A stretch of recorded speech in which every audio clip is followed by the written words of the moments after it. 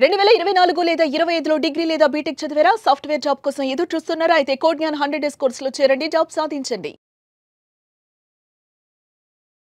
నమస్కారం మేడం. నమస్తే sir. Madam, previous ఎపిసోడ్లో సంకల్పం గురించి మీరు మాట్లాడడం జరిగింది. ఎవరైనా కూడా వాళ్ళ యొక్క కోరికని సంకల్పించుకోవాలి అంటే ఏ విధంగా చేయొచ్చు అంటారు? దానికి మెడిటేషన్ కూడా యాడ్ అయితే ఎలాంటి బెనిఫిట్స్ ఉండే అవకాశం ఉందంటారు? సిరి సంకల్పము అని చెప్పినప్పుడు మనం చెప్పుకున్న ఒక దాని గురించి కంప్లీట్గా మన మైండ్ సెట్ని దాని మీద డైవర్ట్ చేసుకోవాలి. దీంట్లో నా ఎక్స్పీరియన్సెస్ చెప్తాను నేను. సో నేను 2008-9లో బీఎడ్ కంప్లీట్ చేశాను. నేను నా ఫ్రెండ్ ఒకటే బ్యాచ్లో కంప్లీట్ చేశాము. సో 9కి అవుట్ వచ్చేసాం, బీఎడ్ అయిపోయింది, బయటకు వచ్చేసాం మేము.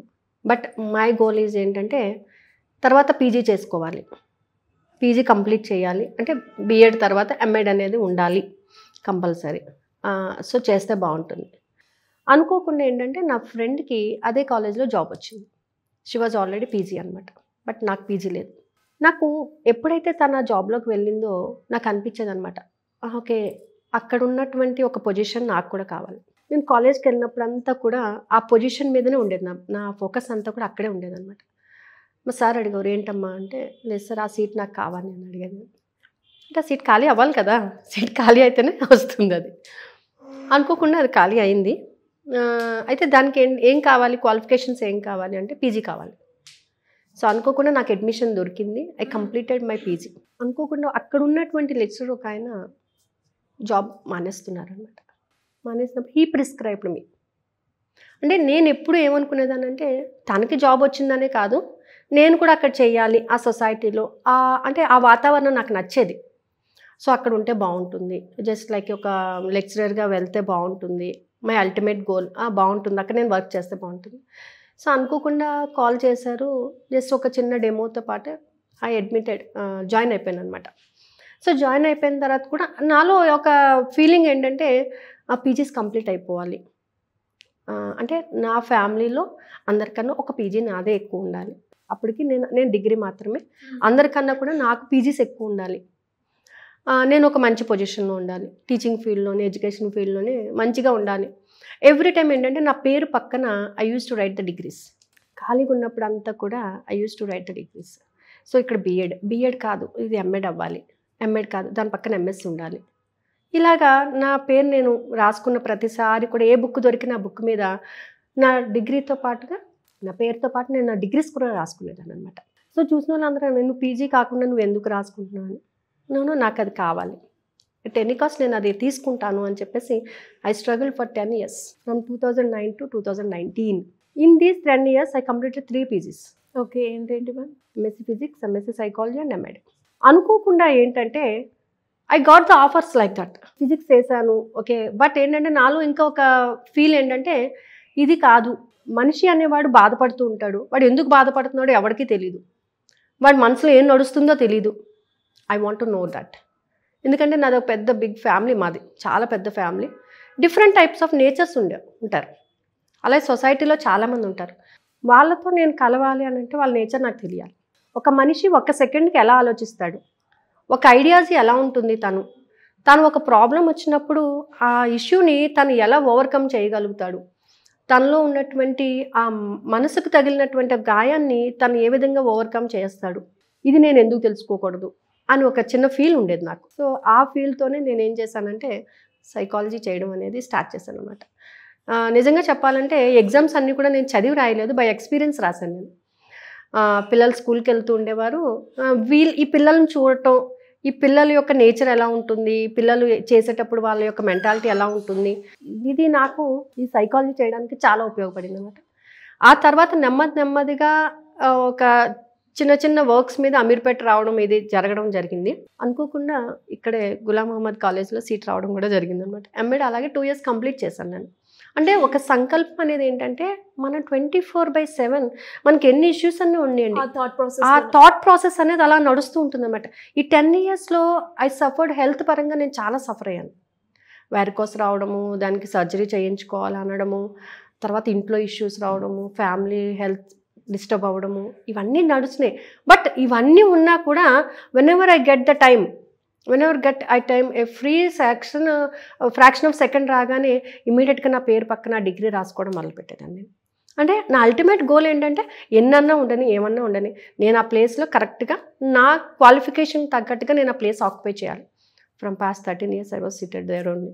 మళ్ళీ నేను వెతుక్కోకుండా ఒక ఇది చేంజ్ చేసుకోకుండా నేను ఉండాలి, నాకంటూ ఒక స్పేస్ ఆక్యుపై చేసుకోవాలి నేను అని చెప్పేసి నేను అనుకున్నాను. అంటే ఏంటంటే ఒక సంకల్పం అనేది మనం పడుకున్నా లేచినా తిన్నా ఏంటంటే ఎన్ని ప్రాబ్లమ్స్ రాని ఏమన్నా కానీ అల్టిమేట్గా నేను అది సాధించాలి అనేటటువంటి ఒక థాట్ ప్రాసెస్ నడుస్తూ ఉంటుంది అనమాట. దాన్నే సంకల్పం అంటారు. దీనికోసం నేను ఏం చేశాను అని అంటే త్రూ అవుట్ 24/7 నేను పడుకున్నా కానీ ఏదైనా సరే I used to remember that. మా ఫాదర్ వర్డ్స్ గుర్తొచ్చేవి నాకు. I used to take PG. I want to be in a position that ఒకరికి చెప్పేటటువంటి స్థాయిలో ఉండాలి. ఒకరికి I have to show some way. ఒకరి ప్రాబ్లం ఉంటే వాళ్ళని ఓవర్కమ్ చేయాలి. సో ఇదే ప్రాసెస్ నడుస్తుండేదనమాట. సో నేను దానికి కావాల్సినటువంటి ఎనర్జీస్ అన్నీ కూడా ఏంటంటే చూసేదాన్ని. ఎవరు ఎలాగా అంటే ఏ విధంగా కష్టపడుతున్నారు, ఏ విధంగా దాన్ని స్టడీ చేస్తున్నారు. ఆ స్టడీ చేసినప్పుడు I used to visualize that.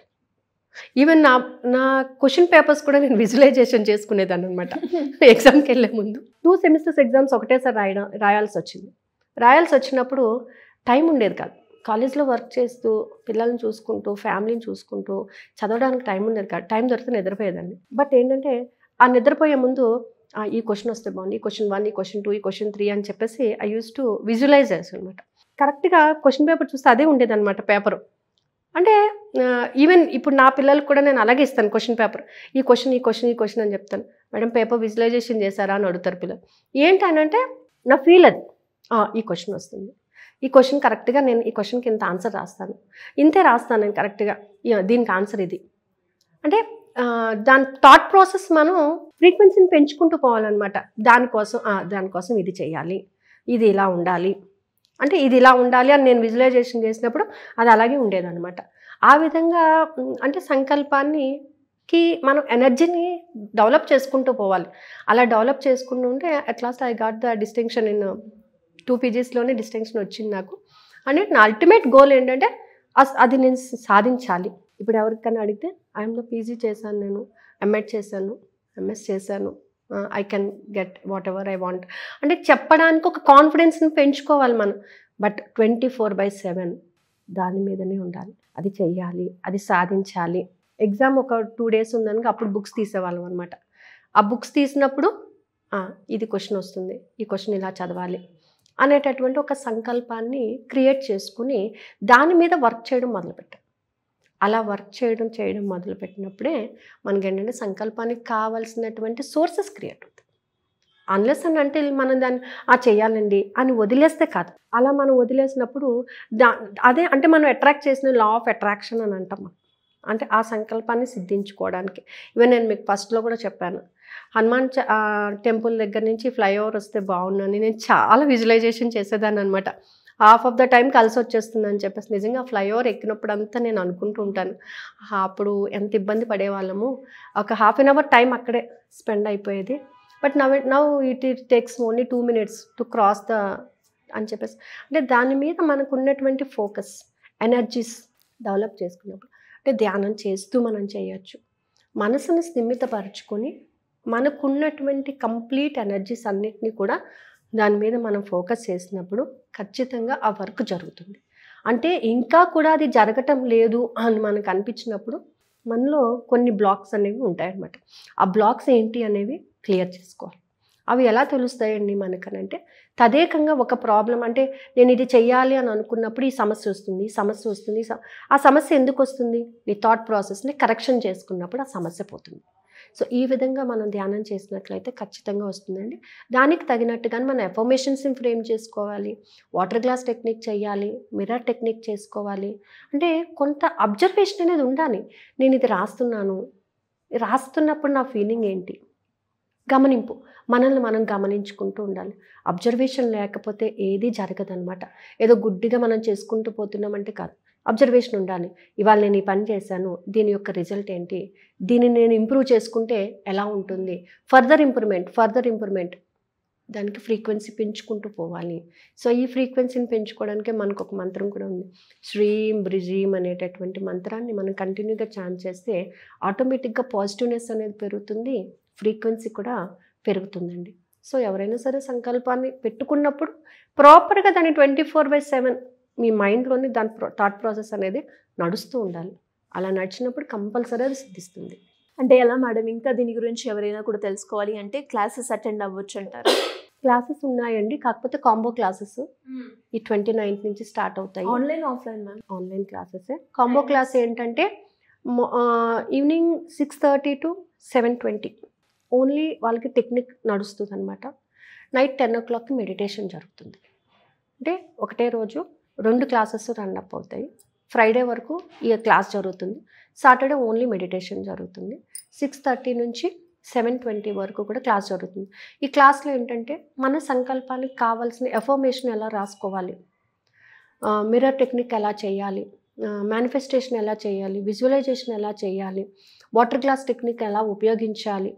So ఇవి మాత్రమే కాకుండా మన మైండ్ సెట్ని మనం ఎలాగ మౌల్డ్ చేసుకోవాలి, మనల్ని మనం ఎలా తెలుసుకోవాలి, మనలో పాజిటివిటీస్ని ఎలా బిల్డ్ చేసుకోవాలి. సో ఇవి మనకి క్లాస్లో జరుగుతాయండి. అలాగే మెడిటేషన్లో ఏంటంటే విజువలైజేషన్ చేయడము, ప్రతి చక్రాన్ని యాక్టివేట్ చేసుకోవడము, ఇది జరుగుతుంది. 21 days ఉంటుందండి క్లాసు. ఈ November 29th నుంచి స్టార్ట్ అవుతున్నాయి క్లాసెస్. ఇంట్రెస్ట్ ఉన్న వాళ్ళు క్రింద స్క్రోల్ అవుతున్న నెంబర్ని కాంటాక్ట్ చేయొచ్చు. Thank you ma'am, thank you so much. Suman టీవీలో మీ పర్సనల్ అండ్ బిజినెస్ ప్రమోషన్స్ కోసం కింది నెంబర్కి కాంటాక్ట్ చేయండి.